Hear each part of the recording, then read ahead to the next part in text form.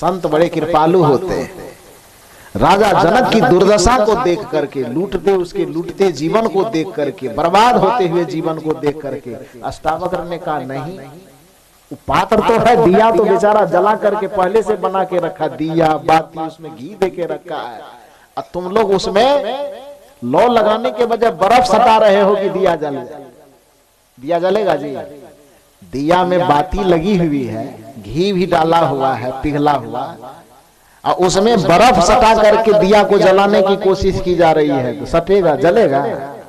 अष्टावक्र ने कहा कि राजा जनक तो एक जलते दिए की तैयारी कर चुका है, जल नहीं रहा है, दिए की तैयारी कर लिया है, दिया भी व्यवस्था कर दिया है, घी की भी उसमें व्यवस्था कर दी गई है, बत्ती भी नुकीला लगा दिया गया है, लेकिन ए पंडित तुम उसको आग से संपर्क होने दे नहीं रहे हो, तो उसके जीवन की अंधियारा मिटेगी कैसे?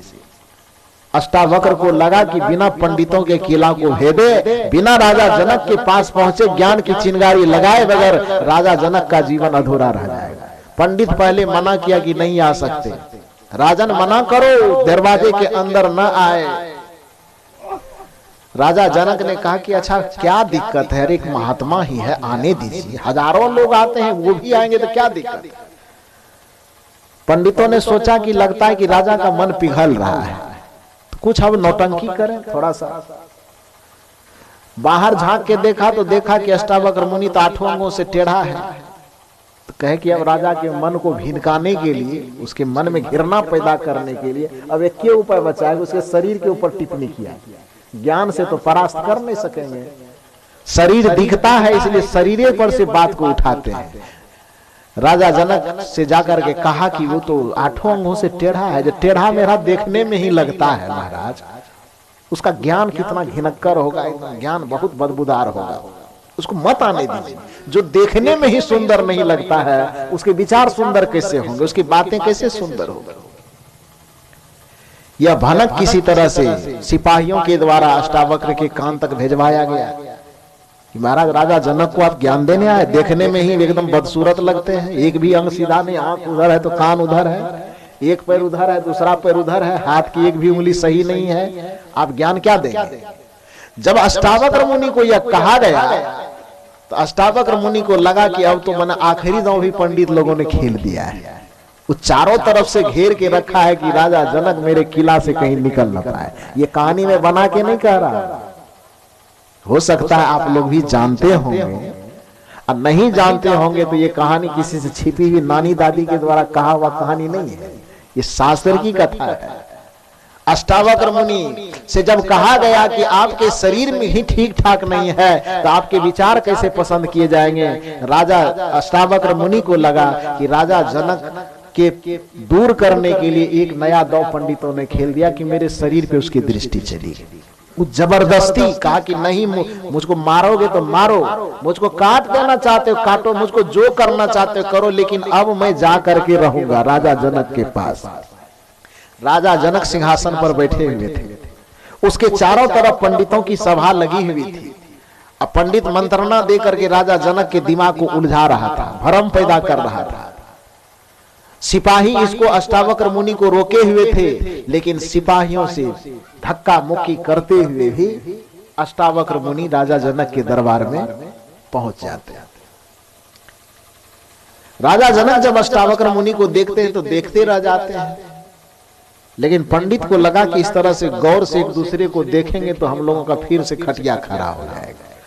तो वहां उसका मजाक उड़ाने के लिए जितने पंडित बैठे हुए थे सब ठहाका मार करके हंसने लगे।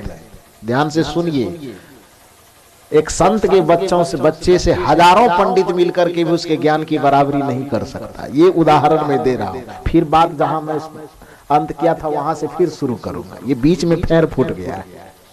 तो पंडित देख करके जैसे ठहाका लगाने लगे तो अष्टावक्र मुनि भी जोर जोर से ठहाका मारने लगे। और शायद जितना जोर से सभी पंडित मिलकर के ठहाका मार रहे थे उससे कई गुना ज्यादा जोर से अष्टावक्र मुनि ने ठहाका लगाया। पंडितों को लगा कि हम तो हंस रहे हैं तो उसका कोई वजह है, कोई कारण है, लेकिन ये आदमी क्यों हंस रहा है? पंडितों ने पूछा कि देखो जी, हम लोग हंस रहे हैं तो हंसने का वजह है, लेकिन तुम इस तरह से पागल की तरह क्यों हंस रहे हो बताओ। अष्टावक्र मुनि ने कहा कि तुम्हारे दादागिरी में बसा हुआ हूं क्या कि तुम जो जो पूछोगे मैं बताते चला जाऊंगा। क्यों बताओ, पहले तुम बताओ कि तुम लोग क्यों हंसे।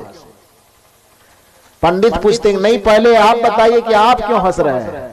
इधर से फिर पूछ रहा कि आपके राजा जनक बीच में थोड़ा सा कहा रुकिए रुकिए, अब दोनों बताइए कि क्यों हंसे। राजा जनक दोनों से पूछ रहे हैं। अष्टावक्र मुनि ने कहा कि राजन पहले मैं नहीं हंसा हूं, पहले वो लोग हंसे हैं, इसलिए पहले उनसे पूछा जाए कि वो क्यों हंसे।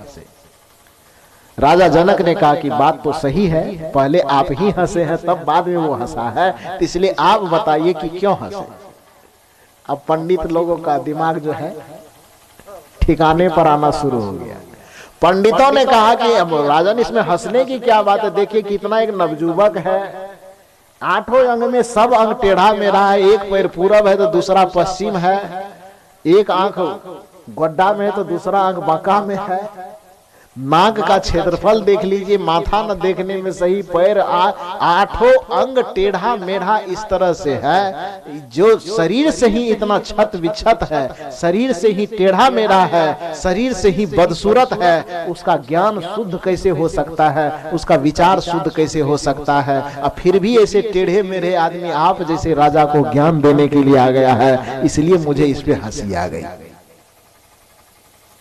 राजा जनक कुछ नहीं बोले, कारण पंडित ने बता दिया कि मैं क्यों हंसा। अब अष्टावक्र मुनि से पूछा गया कि आप क्यों हंसे। अष्टावक्र मुनि ने कहा कि महाराज मैं तो सुन रखा था कि आपके दरबार में पंडित ज्ञानी और विद्वान जन बैठे हुए हैं, लेकिन मैं यहाँ पर आया तो मुझे पता चला कि आप तो चमारों की गोष्ठी में बैठते हैं, दिन रात चमार ही आपके अगल बगल में बैठता है। अब किसी पंडित को, बड़े ज्ञानी अपने आप को मानने वाले को, आचार्य मानने वाले को कोई चमार कहे,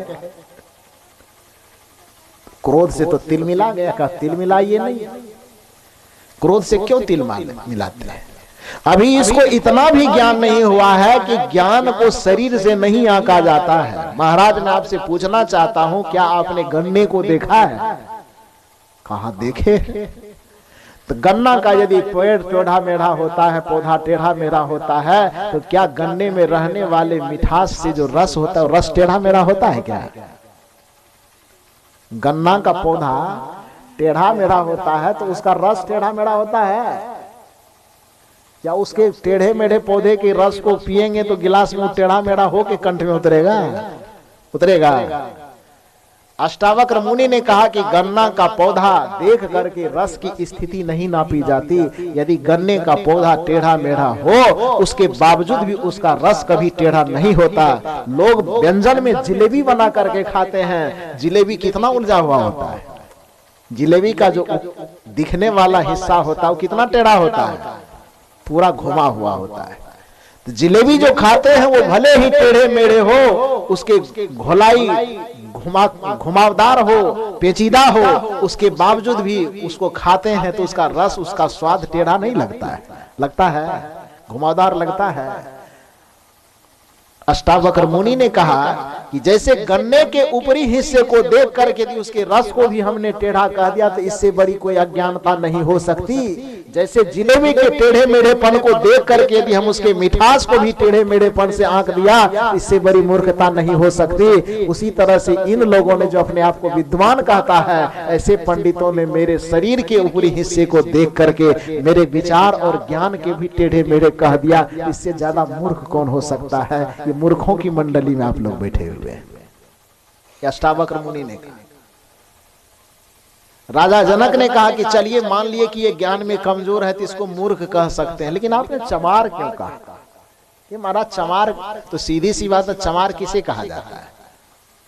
इसको कोई जाति वगैरह से नहीं लेना देना। ये मत समझिए कि किसी जाति को ये बात कही जा रही है। चमार किसे कहा जाता है? जो चाम का मूल्यांकन करता है, चाम का ही व्यापार करता है, चाम का ही कर्म करता है, चाम के ही बारे में सोचता है, चाम की ही केवल कीमत जानता है। जो चाम की कीमत का मूल्यांकन करे, चाम का ही व्यापार करे, चाम का ही कर्म करे, केवल चर्म के बारे में सोचे, उसको क्या कहा जाता है? चमार कहा जाता है। राजा जनक से अष्टावक्र मुनि ने कहा कि ये जो बैठे हुए अपने आप को विद्वान कहते हैं, अपने आप को ब्राह्मण कहते हैं, अपने आप को पंडित कहते हैं, ये पंडित अपने आप को धर्म शास्त्र का ज्ञाता कहने के बावजूद भी जब मैं आपके सामने ज्ञान का संदेश लेकर के आया तो इसने मेरे शरीर के ऊपरी हिस्से को टेढ़े मेढ़े पन का, चमड़े का, शरीर का ही मूल्यांकन किया है, मेरे ज्ञान का मूल्यांकन नहीं किया, मेरे शरीर का, मेरे चाम का मूल्यांकन किया। तो चाम का मूल्यांकन करने वाले को यदि चमार न कहा जाए तो क्या कहा जाए?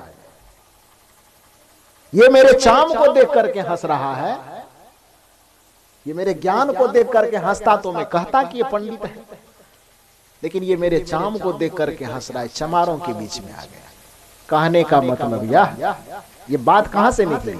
बात यह निकली कि संतों और पंडितों के बीच में कभी बनती नहीं है।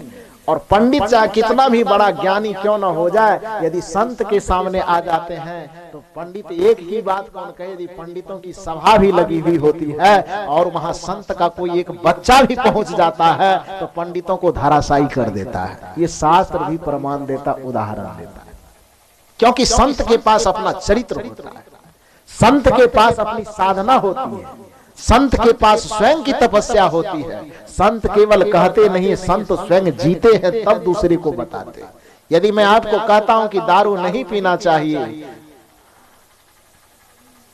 तो मैं दारू को कभी बढ़िया से देखा भी नहीं हूं तब ये बात कहता हूं। यदि मैं आपको कहता हूं कि मांस मछली नहीं खाना चाहिए तो मांस मछली अपने जीवन में तो मुझे पता नहीं, मेरी कई पीढ़ी इस चीज का कभी नाम नहीं जाना होगा, तब ये बात मैं आपको कह रहा हूं। यदि आपको कहता हूं कि व्यभिचार नहीं करना चाहिए, इसका यह अर्थ नहीं कि हम व्यभिचारी हैं और केवल आपको उपदेश बता रहे कि व्यभिचार नहीं करना चाहिए। जो मेरी आवाज निकलती है उस आवाज के पीछे मेरे कर्म की ताकत होती है, मेरे चरित्र की ताकत होती है, मेरे जीवन की ताकत है। केवल मेरे नहीं, मतलब जितने भी संत हैं, कबीर यदि आपको कहते हैं कि सुखी होना है तो मुझे ही ऐसा होए रहो सब सुख तेरे पास, जो तो चाहे मुझको छाड़ सकल की आस, मुझे ही ऐसा होए रहो सब सुख तेरे पास। तो संत में यह ताकत होती है कि वो अपना उदाहरण देते हैं कि केवल मेरे बातों को मत सुनो, मेरे जीवन को देखो और मेरे जैसा हो जाओ तो मुक्ति तुम्हारे पास, स्वर्ग तुम्हारे पास, वैकुंठ तुम्हारे पास, सारा चीज तुम्हारे पास, केवल मेरे जैसा हो जाओ। पंडित ऐसा नहीं कहते। पंडित कहते हैं हम भगवान की कथा कर रहे हैं, आपको कथा से मतलब है, कथा सुनिए, हम क्या करते हैं उससे कोई मतलब नहीं है। बेचारा पंडित जी जो कथा कह रहा था, उसके मुंह से जो शिखर गुटका पान का जो थूक उड़ रहा था, रामायण और गीता को एकदम लाल लाल किए जा रहा था, बिना पेंट का पेंट हो रहा था। सत्संगी सुना तो सत्संगी जब टोक लगाया कि आप ऐसा क्यों कर रहे हैं पंडित जी, अरे कम से कम कथा भी कहते हैं तो पवित्र मुंह से कथा कहिए। उन्होंने कहा कि एक तो ब्राह्मण ही देवता है और उसका मुख तो गंगा जैसा पवित्र होता है, उस मुख से जो बातें निकले उस सारे गंगा के तरफ पवित्र होती, क्योंकि पंडित का मुख गंगा के सदृश होता है। अब सत्संगी का बच्चा है, संत का बच्चा है, वो हिला करके तो छोड़ेगा। दूसरे दिन क्या किया, एक पुड़िया लेते आया। अब पुड़िया में कोई एकदम पिसा हुआ मसाला के तरह का उजला उजला लाया, इतना बड़ा पुड़िया। पंडित जी कथा कर रहा था, सबको आया, कोई फूल चढ़ाया, कोई पैसा चढ़ाया। अब वो सत्संगी जो कल प्रश्न सुन के गया था, कल जो पंडित जी कहा था कि ब्राह्मण का मुख गंगा की तरह पवित्र होता है, इससे जो भी चीज निकलता है वो शुद्ध होता है, इसमें जो भी चीज डालना, जब पान डाले, शिखर डाले, गुटखा डाले, वो भी पवित्र हो गया, उसको गलत मत कहिए। वो सत्संगी बेचारा इतना बड़ा पुड़िया लेके आया, पुड़िया में पिसा हुआ एक कुछ आटा की तरह था, कोई पैसा पान प्रसाद चढ़ाया और वो सत्संगी आकर के वही पुड़िया उसके हाथ में दिया कि महाराज ये चढ़ाया, इसको ग्रहण कीजिए। देखने से पंडित ने कहा कि ये क्या है, कहा पूछिए अभी मत, प्रसाद है, चढ़ा है, ग्रहण कीजिए आप। बेचारा उसको लिया और फांका तो मैंने खाने में थोड़ा दूसरी तरह का लग रहा था। फिर भी थोड़ा सा जो दिया मुंह में ले लिया तो उसको फेंकेगा कैसे, उसको खा गया, घोंट गया। दोबारा खा लेने के लिए कहा नहीं दोबारा नहीं, अब घर पे जाएंगे तो खा लेंगे, अच्छा नहीं लग रहा है। लेकिन ये प्रसाद किस चीज का है थोड़ा बता दीजिए। उस सत्संगी ने कहा कि महाराज बात ऐसी है कि कल आपके श्री मुख से सुनने को मिला था, पुराण पढ़ के कह रहे थे कि गंगा में नहीं कुछ हो सका, जीवन में कोई यज्ञ कर्म धर्म नहीं कर सके, तो जो व्यक्ति अपने माता पिता की अस्थि को गंगा जी में जाके भसा देता है उसको सीधे स्वर्ग मिल जाता है। और जब मैंने आपसे प्रश्न किया तो आप अपने मुख को कहे कि यही गंगा जी है और गंगा जी से जो भी चीज निकलता पवित्र होता है। भागलपुर वाले के लिए न गंगा नजदीक में है, गोड्डा वाले के लिए तो गंगा बड़ी दूर है। अब कोई व्यक्ति और कहीं बसा हुआ, रांची में बसा हुआ, तो उसके लिए गंगा, उसके लिए तो और गंगा बहुत दूर है। तो कहे महाराज हमारे नगर से गंगा इतना दूर है कि बरसों से प्लान बनाते बनाते मैंने थक गए कि आज जाएंगे, कल जाएंगे, परसों जाएंगे, अभी तक माता पिता के जो अस्थि था उसके भस्म को भसा नहीं सके। इस वजह से जब आप आकर के कल बता ही दिए कि पंडित का जो मुख होता है वो गंगा होता है, गंगा की तरफ पवित्र होता है, तब मैं दूसरा गंगा कहाँ खोजने जाऊं? तो अपने माता पिता के हड्डी को चूड़ करके लाया और आपके मुख में संस्कार प्रवाह कर दिया। पंडित जी के सब कथा एकदम चौपट हो गया, राम राम राम ये क्या कर दिया। महाराज आपने ही तो बताया था कि पंडित का मुंह गंगा होता है और अस्थि गंगा में विसर्जित करने से स्वर्ग मिल जाता है। तो हम जो गंगा खोजने जाएंगे तो बहुत दूर था, आपका मुख ही गंगा यहाँ आ गया, तो इसमें अस्थि प्रवाह कर दिए, विसर्जित कर दिए। दिक्कत क्या है? कहने का अर्थ है कि अस्थि विसर्जित करके कोई स्वर्ग पाना चाहते, ये एक भ्रम है। जीवन को आप स्वर्गमय बना करके जीविए, मरण आपका स्वर्गमय होगा। कोई आपके लिए कुछ करे न करे, स्वर्ग आप खुद बना सकते हैं, नरक आप खुद बना सकते हैं। यदि आपका जीवन नरक में बीता तो पूरे दुनिया मिल करके आपके जीवन को स्वर्ग नहीं बना सकता, और यदि आपका जीवन स्वर्गमय बीता तो पूरे दुनिया के लोग मिल करके भी आपको नरक में भेज नहीं सकता। नरक में जाने की ताकत आपको है और स्वर्ग में जाने की भी ताकत आपको है। इसको दो स्तर से मैंने समझाया कि चूंकि हमारे जीवन के दो हिस्से हैं, एक शरीरगत हिस्सा, एक आत्मा का हिस्सा। शरीर के हिस्से में जो हम जीते हैं उसको व्यवहार कहा जाता है, आत्मा के हिस्से में हम जो जीते हैं उसको परमार्थ कहा जाता है। शरीर के हिस्से से स्तर से, व्यवहारिक स्तर से हम स्वर्ग में जीवन बिताना चाहते हैं तो प्रेम में जीना शुरू करें, सहनशीलता में जीना शुरू करें, अहंकार को गला करके जीवन जीना शुरू करें, दया में जीवन जीना शुरू करें, अहिंसा में जीवन जीना शुरू करें, क्षमा में जीवन जीना शुरू करें। ये सारे सद्गुणों के फूल जब आपके मन के इर्द गिर्द लग जाएंगे, समझ लीजिएगा कि अब हम स्वर्ग में जीना शुरू कर दिए हैं। और यदि आपके मन के इर्द गिर्द में निंदा का, चुगली का, कपट का, छल का, परपंच का, ईर्ष्या का, द्वेष का, गंदगी का अंबार लगा रह गया तो आप समझ लीजिए कि हमारा पूरा जीवन नरक में बीत गया। यदि नरक में जीवन बीता तो मरने के बाद स्वर्ग नहीं हो सकता, और यदि स्वर्ग में जीवन बीता तो मरने के जीवन स्वर्ग, तो मरण तो स्वर्ग होगा ही होगा। यह व्यवहारिक स्तर की बात है। प्रेम से ही आपको मुक्ति मिल जाएगी ऐसा नहीं। अंतिम मुक्ति जो है, अंतिम स्वर्ग जो है, वह अंतिम स्वर्ग है स्व के तरफ गमन करना। पर यह संसार, स्व यह आत्मा, पर यह शरीर, स्व यह आत्मा, पर यह माया और स्व यह आत्मा, जिसको कि भगवान शंकर ने भी रामचरितमानस में कहा कि उमा कहूं मैं अनुभव अपना, सत हरि भजन जगत सब सपना। ये पूरा जगत सपना के जैसा है, शरीर सपना है, संसार सपना है, संबंध सपना है, ये सब एक दिन छूटेगा। सपना उसे ही कहा जाता है जो आज न कल छूट जाए, सपना उसे ही कहा जाता है जो आज न कल मिट जाए, सपना उसे ही कहा जाता है जो अभी है और कल नहीं रहेगा, सपना उसे ही कहा जाता है कि अभी जो स्थिति है कल नहीं रहेगी, उस सब को सपना कहा जाता है। तो आत्मा केवल स्थिर रहता है, शरीर बदलते रहता है, ये तो सबका अनुभव है। आत्मा यदि स्थिर नहीं रहती तो आप बताइए कि कल में और आज में परिवर्तन हुआ कि नहीं हुआ? कल में और आज में शरीर बदला। 2020 में थे आप, 2021 में भी आप हैं, तो 2020 और 21 में शरीर में बदला हुआ कि नहीं हुआ है? आंख बदला है कि नहीं बदला है? बदलने का मतलब ये नहीं कि दूसरा कहीं से लगा के सेट कर दिया, नहीं। बदलने का ये मतलब कि इसके अवस्था में परिवर्तन आया ना। एक एक क्षण शरीर की अवस्था बदल रही है, एक एक क्षण बाल के अवस्था बदल रहे हैं, एक एक क्षण आपके शरीर के चमड़े की अवस्था बदल रहे हैं। तो आप 2000 ईस्वी से लेकर के 20 वर्ष में आपके शरीर की अवस्था बदली है कि नहीं बदली? लेकिन 2000 में भी आपके साथ कोई घटना घटी है तो उसकी स्मृति, उसका स्मरण अभी तक बना हुआ है कि नहीं? शरीर के साथ साथ यदि आत्मा भी बदल जाती तो 2020 की बात को अभी याद कौन रखता? 2020 तो 20 वर्ष पहले, 2000 वर्ष पहले बदल गया। जो 2000 का समय था अभी 20 है, 2020 है। तो जो 2000 साल था वो 2000 वाला साल तो 20 वर्ष पहले न गुजर गया है।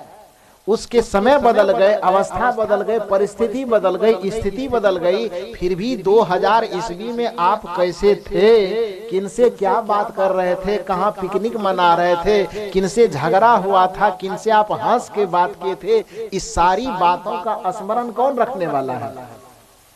आंख तो बदल गया, शरीर तो बदल गया, मन तो बदल गया, बुद्धि तो बदल गई। सारी चीज बदलने के बावजूद भी एक चीज नहीं बदला, वह क्या है? आत्मा।